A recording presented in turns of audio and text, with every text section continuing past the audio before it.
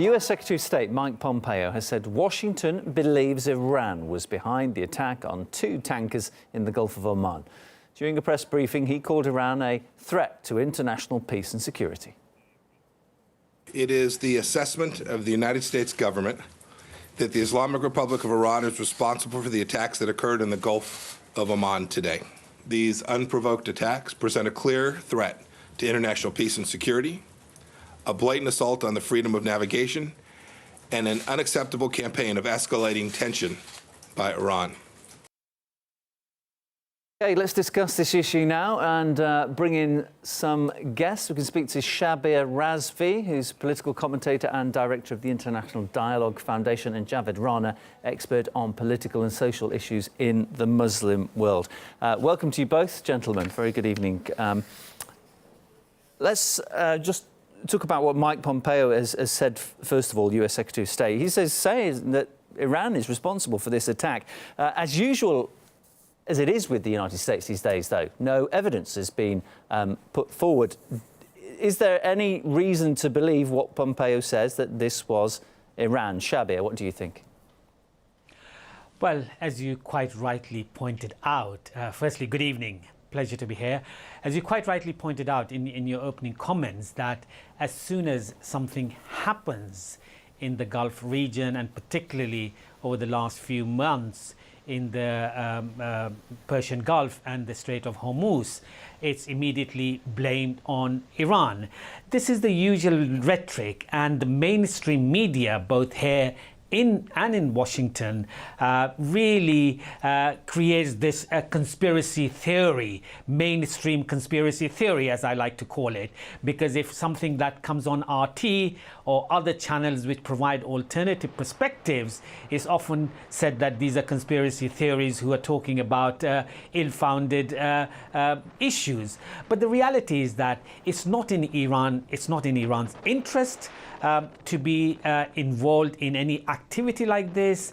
And the reality is that Washington, with Mr. Pompeo and Mr. Bolton, are really trying to escalate the situation so that they have an opportunity and an excuse to attack Iran.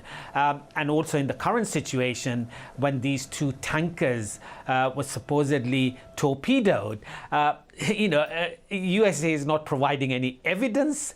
There are American fleet there. America is observing all the movement of all the shipments in the Persian Gulf, and they're not able to provide any evidence that it was really Iran. It's just a conspiracy theory that Washington is putting forward to the world to really blame Iran. There are other interested parties who could very easily be involved in this particular act which took place in the last 24 hours. Could be Saudi Arabia, could be Washington itself with its fleet in the Gulf region. One really doesn't know in reality what's happening. Without evidence, I think jumping to conclusion is really short-sighted and really feeding into the conspiracy theory that Washington is putting forward on all matters. OK, let's bring in Javed Rana. So the accusation from the US, Javed, is that it is Iran. And as Shabir was saying there, we really don't have any kind of proof one way or the other. So it's worth looking at this point at motivations. What would Iran stand to gain from such an attack? I think Iran is being economically skewed by the US, particularly after the waiver was removed on the supply of oil for the 7 to 8 countries. And since then, I think it has come down very hard on the Iranian economy. And I think because of these reasons, I think, though it is yet not very clear as to who might be behind these attacks, but it appears it would serve Iran's geostrategic interest, economic interest, because within hours now, there is a rise of there is a raise of 4% in the oil prices in the international market. That if there is a crisis of oil supply, that is going to serve Iranian interest. So that is one such possibility. But we cannot say conclusively that Iran is behind it. Before that, there were 4 similar attacks, and the UAE actually was short of blaming Iran. And then we have also seen many activities from Yemen to the Saudi Arabia. There have been attacks, drone attacks, and the missiles attacks on the Saudi's installations. So this is all interconnected. And you might recall that not long ago, Iranian Revolutionary Guards, they had threatened that they are going to block the Strait of Hormuz in case the Iran is attacked, if there is a situation goes out of the control. So Iranians are going to be blamed, and they are going to be subject of suspicions by most of the adversaries that they have in the Middle East. But generally, there is a perception that it does serve the Iran's interest, because if there is a crisis, oil crisis in the international market, if the prices go up, that means the international community would turn to Iran, and Iran certainly would like to retain this nuclear deal. And Americans are trying to create a situation where Iran is forced to actually come to the negotiating table on its terms and conditions. And I think that is unlikely to happen, given the fact that the recent trip by the Japanese Prime Minister, that did not deliver the kind of the results that the Americans were expecting, because Iran has not responded positively to the Japanese Prime Minister. And Shabi, if we've got Mike Pompeo saying it's Iran, either it is Iran or he's lying, in which then suggests it's someone else and points quite a big finger towards America, what motivation would America have for carrying out such an attack? Well, America may not have a clear motivation, but the reality is that America is a rogue state.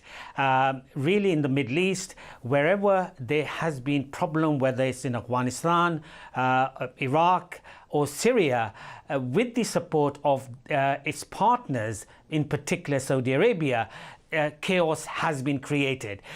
It's really in the interest of USA to have a chaotic situation in the Middle East so that it can manage, manipulate and control the region in a manner that it desires. And in particular, there's a history of American interference in the Middle East, and I don't even want to go to South America at this moment, but really America has been interfering continuously in the Middle East. And you may recall that the 1953 democratically elected Prime Minister of Iran, Mossadegh, was got rid of by CIA and my own country, Britain's involvement in Iran at that time. So it's very clear that USA wants to remove the current government in Tehran. Mr. Bolton has clearly been rubbing his hands with glee over the last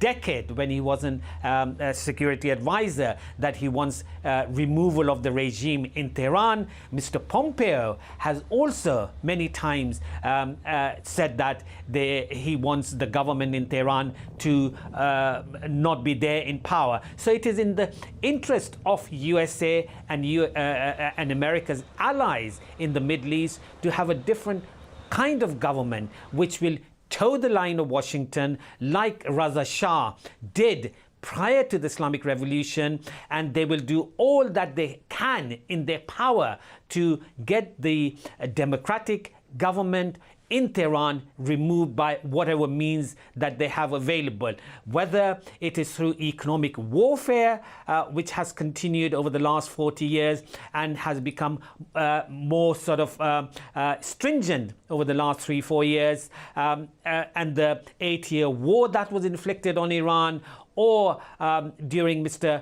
Carter's time, the whole Tabas incident when America wanted to attack Iran. So there is a strategy, there's a policy, there's a historical evidence to show that America wants to do all it can to get the current government in Tehran removed if they possibly can. And obviously the policy of the government in Iran is to resist America at all junctures, and that's what upsets Washington and also London, Paris and other Western nations which have an interest, economic interest in Iran, and they're not able to reap the benefits of it.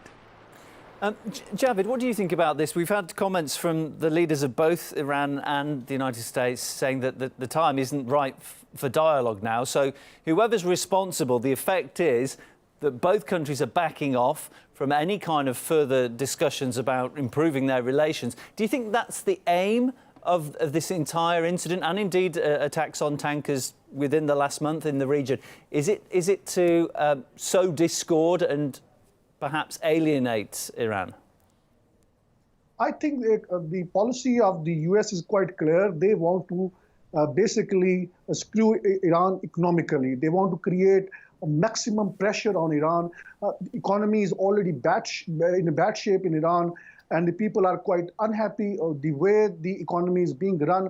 I think in that kind of situation, the Americans have already lifted the waiver that it had given to the 7 to 8 countries which were importing oil from Iran to back their countries. So in that kind of situation, I think the hope by the Americans is that sooner or later, the Iran would come to the negotiating table because of the bad situation of the economy. I think Iran is not ready to surrender to the Americans' dictate. I think that is also a part of the problems for the Americans. They are not getting kind of the signals they were expecting from Iran.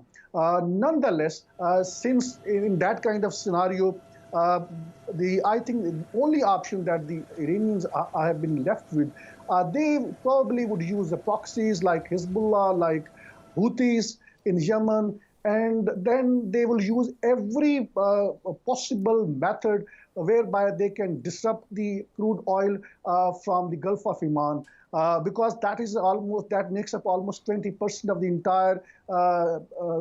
entire passage of the oil from the sea. So in that bigger picture, I would say that this kind of tussle is going to continue, whereby the Iranians would continue to using their proxies directly or indirectly to harm the interest of the Americans, Israel, UAE and Saudi Arabia, and disrupt this oil supply. On the other hand, I think the Americans would keep on trying to create a situation where its waiver is on oil export on Iran is imposed effectively. So I think it is not in the interest of any country to go for a war, because this war would mean more sectarian clashes in the Middle East and elsewhere in the Muslim world, because Shia Muslims are in minorities elsewhere in the world, particularly in South Asia, where the maximum number of Muslims are populated. So I think it is also very risky business for the Iran to go for a war. But the fact that the Iran has at its disposal so many proxies, they have over the year, they have used Hezbollah, they have used other militant outfits in Iraq, in Syria, in Yemen. So they can cause a lot of harms to the American interest in the Middle East. But at the end of the day, it's going to be the decision by the Pentagon on whether or not they are going to go for a surgical strike on Iran. But if that happens, that would be a terrible situation. But the way situation is heading, it seems there is going to be more escalation in days to come, and the possibility of a war cannot be ruled out, and there could be possibly miscalculation from the either side, and the entire region could possibly erupt into a war.